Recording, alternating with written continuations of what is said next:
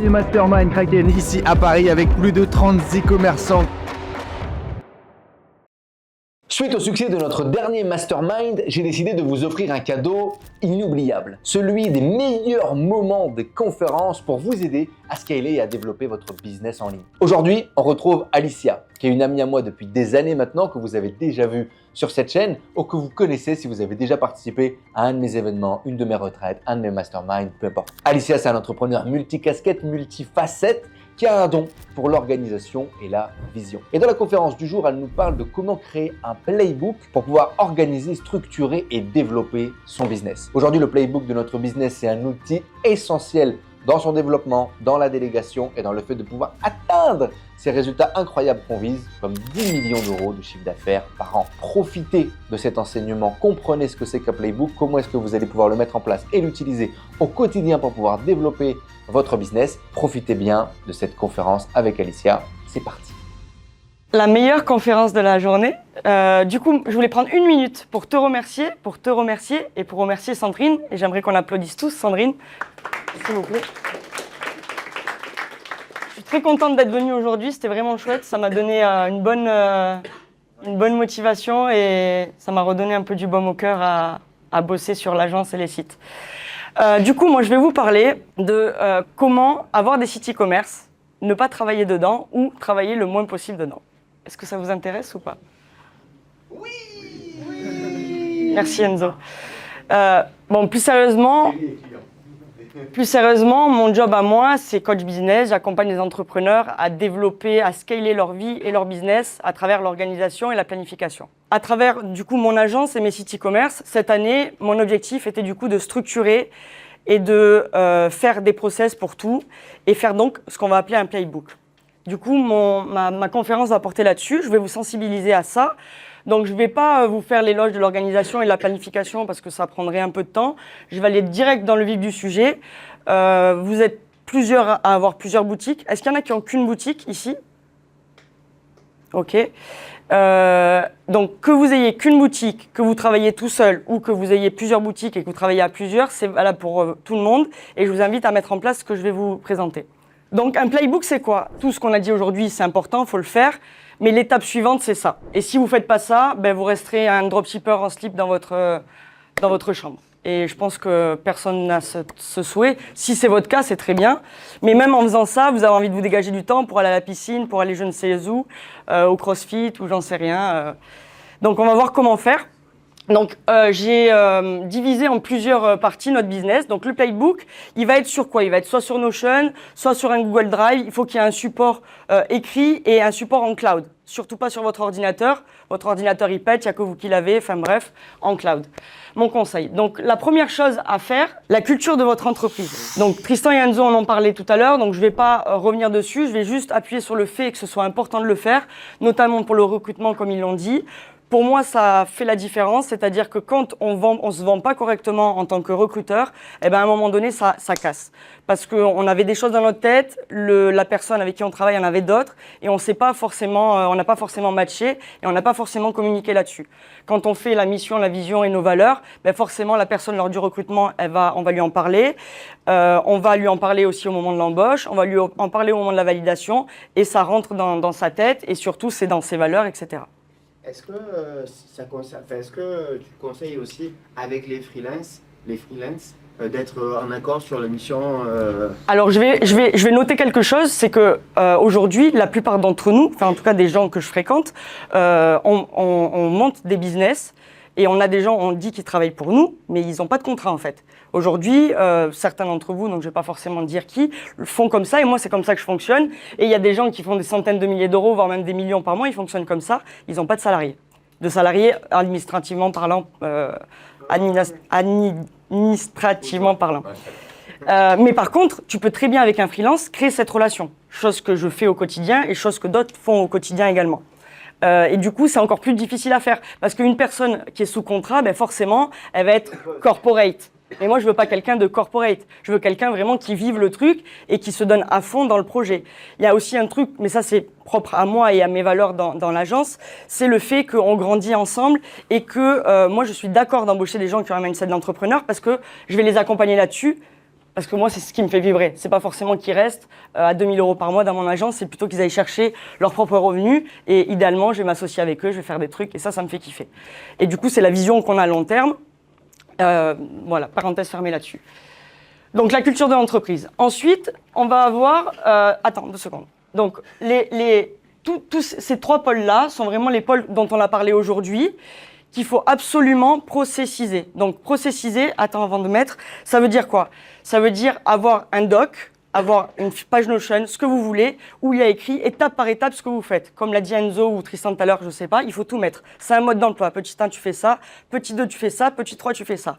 Et attention, même si vous êtes tout seul, faites-le. Pourquoi? Parce que, par exemple, dans nos métiers, il y a des choses qu'on fait une fois. Et on va ouvrir un nouveau shop 6 mois après ou 1 an après, on va devoir le refaire. On se souvient plus comment on fait. Donc, il faut le faire. Notamment, mettre des trucs comme Stripe, plugger Klaviyo, je sais pas, tout ce genre de choses qui peut, des fois, nous prendre un peu de temps juste parce qu'on sait pas comment le faire.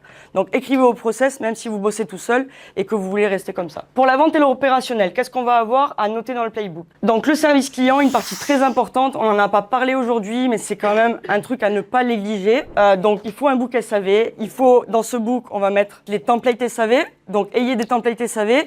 Le logiciel que vous utilisez pour le SAV, il faut que les templates soient rentrés dedans, que ce soit facilement utilisable par vos agents. Deuxième chose, avoir des règles de remboursement. Donc, petit 1, on dit on propose ça au client. Petit 2, on propose ça au client. Petit 3, on propose ça au client. Avoir des règles claires à donner à vos agents. Et que ce soit dans le book SAV. Dès qu'il y a un nouvel agent, bam, il a le book et c'est parfait. On peut également ajouter à ça, et je ne l'ai pas mis, un peu une ligne éditoriale. J'entends par là le fait de quelle est notre philosophie. Est-ce qu'on rembourse beaucoup? Est-ce qu'on rembourse pas beaucoup? Est-ce qu'on est gentil? Est-ce qu'on est méchant? Je polarise pour que vous compreniez. En gros, comment on s'adresse aux clients? Exactement. Donc voilà pour le SAV. Ensuite, on va avoir le processus de commande. Donc, vous travaillez avec un agent, vous travaillez avec AliExpress, peu importe. Écrivez votre processus de commande. Écrivez également les règles vis-à-vis de votre agent, ce que vous voulez, ce que vous ne voulez pas. Le jour où vous voulez changer, au moins vous avez tout qui est préétabli. Également, ce moment-là où vous allez vous poser pour écrire tout ça, ça vous permet de brainstormer avec vous, avec vos associés ou avec les personnes qui bossent avec vous, pour savoir ce que vous voulez faire ou ne pas faire dans votre business. Troisième chose, la gestion des achats. Donc, Tristan et Enzo l'ont dit, c'est le nerf de la guerre. Les achats, c'est à peu près 30% de votre business. Donc, si on arrive à gagner des points là-dessus, c'est game changer. Tableau des marges.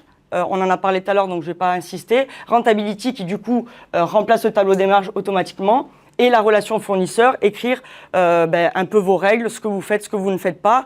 Et également, comme l'a expliqué Enzo, le chinois, tout est possible avec lui, c'est à vous de le cadrer. Et ça, c'est vraiment très, très, très, très important avec les Chinois, parce que si vous ne le cadrez pas, vous allez vous plaindre toute la journée, oui, il a fait ci, il a fait ça. C'est votre problème, c'est votre responsabilité. C'est pas le Chinois qui fait des bêtises. Donc, sur la partie vente opérationnelle, je pense que je n'ai rien oublié. Auquel cas, vous avez compris le principe. S'il y a des choses qui sont importantes pour vous dans cette partie-là, vous faites une page sur votre playbook. Troisième point, le SEO. Donc, il y a une partie très, très importante du coup des shops Kraken. Et si vous êtes là, je pense que vous êtes sensibilisé au SEO. Donc, ce que je vous recommande, c'est de faire un audit, on va dire, annuel ou biannuel, qui va vous permettre après de découper les actions sur l'année, de chaque mois faire un peu d'actions. Et il faut un process pour tout ce que vous faites en SEO. Donc les articles de blog, l'intégration produit, les descriptions de catégories et les backlinks. J'ai rien oublié en SEO? Les optimisations du ménage interne. Optimisation de performance. Ok, donc ça du coup ça vient là. Et en fait quand on fait ça, on fait les améliorations techniques. Une fois tous les 6 mois, c'est bien ou pas, Tristan, selon toi? Ouais, en fait, il faut juste monitorer et voir si ça te pète pas la gueule suite à une mise à jour, ce genre de truc, tu vois. Ok, donc même principe. Sur le marketing, quand je mets SEA, ça veut dire la pub sur Google. Si c'est vous qui le faites, faites des process, notamment dans la gestion de publicité. Il y a des choses que vous allez être amené à déléguer, comme rajouter les codes promo, remplir les copywriting des search, faire les créatives, faire les ads copy, etc., etc. Ensuite, le calendrier marketing, ça pareil, vous en avez pas parlé les garçons, c'est un truc très... Enfin, si vous l'avez dit vaguement, pardon. C'est un truc important à faire. Donc, votre année, elle dure 12 mois. Il faut une fois ou 2 fois dans l'année, ou alors tous les 3 mois, c'est peut-être plus simple en termes de temporalité, se poser et dire bon mais voilà, là on va mettre ce code promo en place, on va faire ceci, on va faire cela, et vous le décidez en amont et vous programmez tout au maximum. La seule chose qui aujourd'hui pour nous n'est pas programmable, c'est les changements sur le site. Ensuite, on va avoir l'emailing. Donc l'emailing, pareil, vos flows, vous avez un flow que vous avez mis une fois, vous avez fait votre premier shop, mettez-le dans les process parce que le jour où ça vous pète de faire un deuxième shop, eh ben vous copiez-coller les flows et les flows c'est les campagnes de base, donc on en a parlé tout à l'heure, campagne d'opt-in, campagne de post-achat et campagne de panier abandonné. Donc c'est les 3 campagnes qui pour moi sont essentielles et après vous pouvez en faire d'autres comme Tristan a partagé tout ce qu'il faisait tout à l'heure. Et également les newsletters. Donc là, pareil, sur l'emailing, je pense que c'est bien de faire une petite ligne éditoriale. Est-ce qu'on tutoie quelles sont les couleurs qu'on utilise une banque aussi d'images. Il faut fournir le playbook avec tout ce dont vous aurez besoin ou vos prestataires auront besoin ou vos partenaires. C'est OK pour toute cette partie opérationnelle. Et ensuite, on va voir la partie que je préfère. Du coup, la partie ressources humaines, donc on va la passer vite. Donc les garçons, on en parlait tout à l'heure. Organigramme, très important. Et Tristan, il a dit un truc important que je vais reprendre, c'est que même si vous êtes tout seul, il vous faut un organigramme en termes de postes en fait. Il faut raisonner en termes de postes. Même pour vous, pour votre organisation hebdomadaire, ça va être important pour pouvoir dire bon ben là je le fais tel jour, ça je le fais tel jour, ça je le fais une fois par semaine, ça je le fais une fois par mois, etc. Organigramme très important. Processus de recrutement, ils en ont parlé aussi. Fiche de poste aussi. Règles de communication. Donc ça, c'est un sujet aussi qui est assez important, n'est-ce pas Zidane? Du coup, moi, les règles de communication, donc, Zidane est mon client. J'éduque mes clients aussi à mes règles de communication. C'est-à-dire que je n'autorise pas des communications sur WhatsApp pour des choses importantes. WhatsApp, c'est l'urgence. C'est-à-dire que tu réponds pas sur Slack, tu réponds pas par mail ou par X ou par Y, tu peux m'envoyer un message sur WhatsApp. Par contre, si tu m'envoies un message sur WhatsApp pour me dire est-ce que tu peux faire ci ou là je suis bloqué là, etc., je vais jamais te répondre. Et si tu me laisses un vocal, je vais l'écouter dans 3 mois. Bon, il y a des exceptions, il y a des gens, des fois j'écoute vite, je sais pas pourquoi, mais bref. En gros, je vais partager mon expérience, mais ce que je veux vous dire, c'est qu'il faut que vous ayez des règles de communication claires, qui vous aillent bien à vous et à vos partenaires et que ce soit respecté par tout le monde dans vos équipes. Qu'il n'y ait pas des choses qui ne soient pas sues par les bonnes personnes.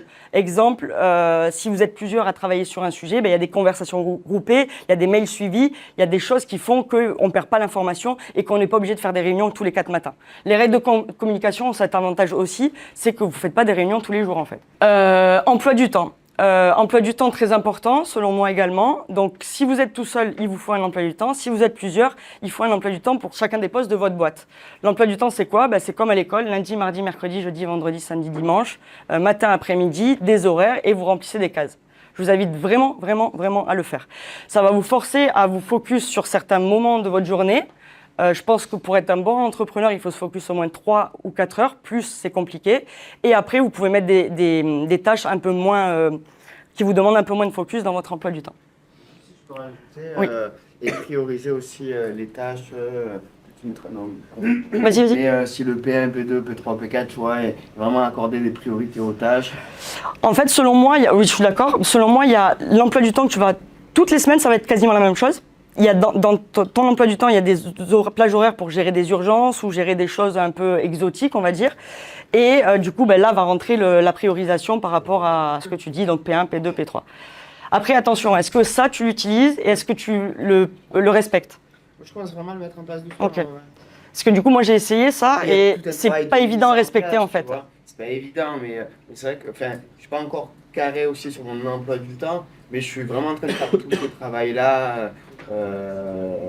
Voilà, déjà j'ai une liste de tâches sur Notion qui est triée automatiquement par ordre de priorité. Et tu prends vraiment dans l'ordre ou est-ce que tu vas piocher Ça dépend, mais ouais, j'essaie de prendre dans l'ordre. J'ai par tâche et après les tâches sont aussi associées à des projets. Donc soit je vais voir par tâche, soit après éventuellement je vais voir par projet. Ok. Mais je commence à mettre en place doucement. Mais du coup, vraiment très important, j'ai parlé avec certains d'entre vous, je suis pas sûr que tout le monde fonctionne en étant structuré. Effectivement, il y en a certains qui sont devenus entrepreneurs pour être libres, mais pour moi, la liberté, c'est justement passer par un emploi du temps, une organisation et un agenda qui est millimétré aux petits oignons Parce qu'en fait, dans cet agenda, vous allez mettre des plages horaires personnelles, des plages horaires sur des kiffs, sur des choses qui vous font du bien. Exemple, vous êtes père de famille, vous n'avez pas le temps d'être avec vos enfants, d'être 100% avec vos enfants. Ben avec cette histoire d'emploi du temps, il y a des moments où vous n'êtes qu'avec vos gosses. C'est interdit de toucher le téléphone en fait. Parce qu'il ne va pas y avoir un mail, un WhatsApp, un truc qui va se passer, puisque tout a été géré avant et que vous avez tout sous contrôle grâce à votre agenda. Outils, ressources, j'ai pas mis tout ce que j'aurais dû mettre. J'ai mis quelques trucs que vous connaissez tous. Bon voilà, c'est les basiques on va dire. Donc Loom, donc on n'en a pas parlé vraiment. Je ne sais pas si tout le monde connaît Loom. Magnifique. Si vous voulez pas écrire, faites des looms. En plus, maintenant, Loom, c'est génial parce qu'il te met les titres directs. Avant, il fallait mettre le titre de ce que c'était, etc. C'est magnifique. Donc, faites des looms, faites un max de looms. Et il y a un endroit où vous mettez les looms en vrac et que vous repassez une fois par semaine, une fois tous les 3 mois, peu importe. Et vous les mettez en vrac, même si vous savez pas où les ranger dans le playbook, mettez-les en vrac quelque part. Et un jour, vous les retrouverez sur la problématique qui vous intéresse. Dans tout ce que tu fais. Tu vas, par exemple, dans le cadre où tu vas faire un process, et que tu vas vouloir te filmer pour qu'après il soit reproduit soit par toi, soit par quelqu'un d'autre.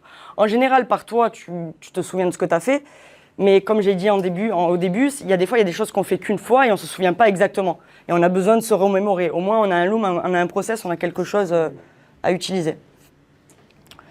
Notion ou Google Drive. Donc Notion, c'est très bien, ça met du temps à setup. Prenez le temps de le setup si ça vous plaît. Si vous n'arrivez pas à le faire, je vous invite à utiliser Google Drive et à bien ranger votre Google Drive, bien faire des sous-dossiers par thème, un peu comme je l'ai fait. Et ensuite, MindMeister, du coup, c'est ce que j'ai utilisé. Donc ça, c'est bien pour poser ses idées. Et le dernier point, du coup, très très important, votre gestion comptable. Je vois beaucoup trop de personnes, dropshippers, e-commerçants, gens qui bossent sur le web, ne pas savoir ce qu'ils gagnent et ce qu'ils perdent. J'entends trop souvent, j'ai pas assez de cash flow, je sais pas à combien je suis, que ce soit dans le gain ou dans la perte. Je ne sais pas si c'est le cas de certains d'entre vous, mais par contre, je suis persuadé que vous n'analysez pas vos données et que vous ne faites pas votre comptabilité d'épicier. Votre comptabilité d'épicier, c'est quoi? C'est vous avez un comptable, il gère votre comptabilité très bien pour payer vos impôts. Par contre, vous, en tant qu'entrepreneur, vous avez besoin de traquer vos données, d'avoir un tableau ou un outil qui vous permette de savoir où vous en êtes. Combien de pourcentage d'ads vous dépensez, combien de pourcentage de SEO, etc., etc. Est-ce que votre marge produit, elle est bonne? Donc ça, c'est le tableau de comptabilité indispensable à remplir par vos soins ou par la personne responsable des finances chez vous. Deuxième chose, les besoins en trésorerie. Donc Enzo en a parlé tout à l'heure, donc je vais pas mettre l'accent dessus. Je vais juste vous parler d'un truc que j'utilise. Donc moi, je vais prendre un calendrier avec donc une template de calendrier vide. Vous voyez ce que je veux dire? Je prends l'année ou le Q4. Je vais prendre le Q4, je vais prendre 3 mois et je vais prendre donc octobre, novembre, décembre, jour par jour. Ok? Je vais l'utiliser en tableau avec des formules et je vais calculer mon besoin en trésorerie comme ça. Quels vont être, je vais mettre mes frais à l'intérieur, donc qui vont être toujours les mêmes. Et vu que nous, chez Kraken, on a un business qui est quand même assez prédictif au niveau du CA, je vais mettre le CA aussi que je vais recevoir et avec la temporalité. C'est-à-dire que si je suis payé à 7 jours, je vais mettre à 7 jours. Est-ce que vous avez compris le principe ou pas? Oui. Ok. Processus de traitement des pièces comptables, donc à chaque fois que vous faites une dépense, où est-ce qu'on le met dans le drive, etc. C'est aussi important à faire pour éviter d'avoir à la fin de l'année, quand votre comptable il vous appelle, il manque ceci, il manque cela, de passer un mois à procrastiner le truc et à pas savoir où sont vos affaires. Faites un process pour ça. Et également un processus d'analyse de performance à faire régulièrement et je pense que certains ne le font pas assez souvent. Voilà, messieurs, dames, je vais vous laisser aller boire un cocktail. J'espère que ça vous a plu. Je vous ai mis mon numéro de téléphone et mon email. Qu'est-ce que vous en pensez alors? Le Playbook Business, ça a été vraiment une révolution quand on l'a mis en place dans mon business et ça nous aide au quotidien à continuer à pouvoir avancer. Et bien évidemment, pensez à liker cette vidéo. Je vous dis à très vite. Ciao tout le monde.